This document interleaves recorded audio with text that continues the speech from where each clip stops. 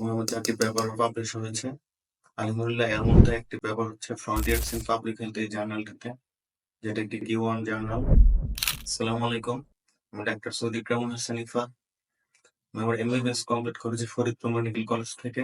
পাথফাইন্ডারের সাথে আমি সম্পৃক্ত হচ্ছে 2020 সাল থেকে, আমার MBBS থার্ড ইয়ার থেকে।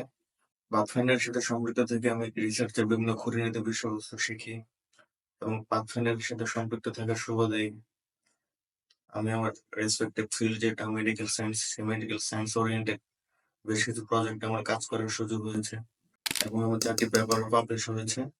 আলহামদুলিল্লাহ এর মধ্যে একটি পেপার হচ্ছে ফ্রন্টিয়ার্স ইন পাবলিক হেলথ এই জার্নালটিতে, যেটা একটি Q1 জার্নাল।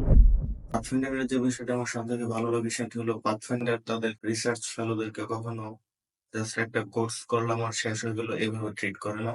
তারা তাদের রিসার্চ ফেলোদেরকে কোর্স শেষ হওয়ার পর নিজেদের অ্যালামনাই হিসেবে ট্রিট করে এবং তারা তাদের রিসার্চ ফেলোদেরকে অ্যাসেট হিসেবে ট্রিট করে। পাথফাইন্ডারের রিসার্চ ফেলোরা কিভাবে তাদের রিসার্চ নলেজকে কাজে লাগিয়ে রেসপেক্টিভ ফিল্ডে ক্যারিয়ার প্ল্যান করতে পারে, হাই স্টাডিজ করতে পারে। পাথফাইন্ডারের যোগ্য মেন্টররা সবসময় তাদের রিসার্চ ফেলোদেরকে এসব বিষয়ে ডিরেক্ট সুপারভাইজ করে থাকেন। নতুন যারা রিসার্চ শিখতে চান বা রিসার্চে যাদের আগ্রহ আছে এবং যারা রিসার্চ ওরিয়েন্টেড ক্যারিয়ার প্ল্যান করছেন কিন্তু কোনো রিলায়েবল এবং কমপ্লিট সলিউশন হিসেবে কোনো প্ল্যাটফর্ম খুঁজে পাচ্ছেন না, পাথফাইন্ডার তাদের জন্য খুবই একটি চমৎকার প্ল্যাটফর্ম হতে পারে আমার মতে। আমি পাথফাইন্ডারের উত্তরোত্তর সাফল্য কামনা করছি। পাথফাইন্ডার এগিয়ে যায়।